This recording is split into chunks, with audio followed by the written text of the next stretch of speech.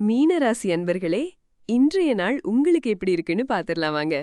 இந்த நாள் உங்களுக்கு கலவையான பலன்களை கொடுக்க போகுது. உங்க ராசிநாதன் குரு பகவான் 4ஆம் வீட்ல இருக்கிறதால குடும்பத்துல ஒரு நல்ல சந்தோஷமும் மனசுல ஒரு பெரிய நிம்மதியும் இருக்கும். இது புதுசா எந்த ஒரு முயற்சியை ஆரம்பிக்கிறதுக்கும் ஒரு நல்ல அடித்தளமா அமையும். கேது பகவான் 6ஆம் இடத்துல இருக்கிறதால எதிரிகளோட தொல்லைகள் குறையும். சட்ட ரீதியான விஷயங்கள்ல உங்களுக்கு சாதகமான நிலை ஏற்படலாம். ஆனா இப்போ உங்களுக்கு 7.5 சனியோட உச்சக்கட்டம் நடக்குதுங்க. அதனால உங்க உடல் நலத்திலையும் நீங்க போடுற உழைப்புலையும் ரொம்பவே கவனம் செலுத்தணும். செவ்வாயும் சனியும் உங்க ராசியிலேயே அமர்ந்திருப்பதால ஒருவித சோர்வு, உடம்பு அசதி, தேவையில்லாத கோபம் இதெல்லாம் வரக்கூடும்.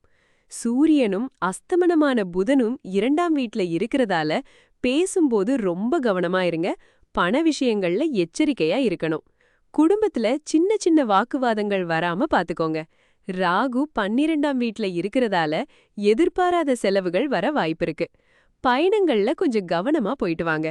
சந்திர பகவான் 9ஆம் வீட்ல சஞ்சரிக்கிறதால சில சமயங்கள்ல அதிர்ஷ்ட குறைவு அல்லது தந்தையுடனான உறவுல சின்ன சவால்கள் வரலாம்.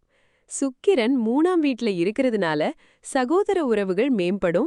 குறுகிய பயணங்கள் இனிமையா அமையும். இந்த நாள்ல நீங்க முக்கியமா செய்ய வேண்டியது என்னன்னா, குடும்பத்தோட நேரம் செலவழிச்சு மன அமைதியை மேம்படுத்துங்க. பண விஷயங்கள்ல அவசர முடிவுகள் எடுக்காம தேவையற்ற செலவுகளை தவிர்த்திடுங்க. ராகு காலம் மதியம் 3:15ல இருந்து 4:49 வரைக்கும் இருக்கு. இந்த நேரத்துல எந்த ஒரு முக்கியமான முடிவையும் எடுக்காதீங்க. 7.5 சனியின் தாக்கம் குறைய தினமும் சிவன் கோயிலுக்கு போய் பிரதோஷ வழிபாடு அல்லது சிவனுக்கு வில்வம் அர்ச்சனை செய்யுங்க. ஓம் நம சிவாய மந்திரத்தை தினமும் உச்சரிக்கலாம். இன்றைய நாள் உங்களுக்கு மொத்தம் 10ல 4 மதிப்பெண் கொடுக்கலாம்.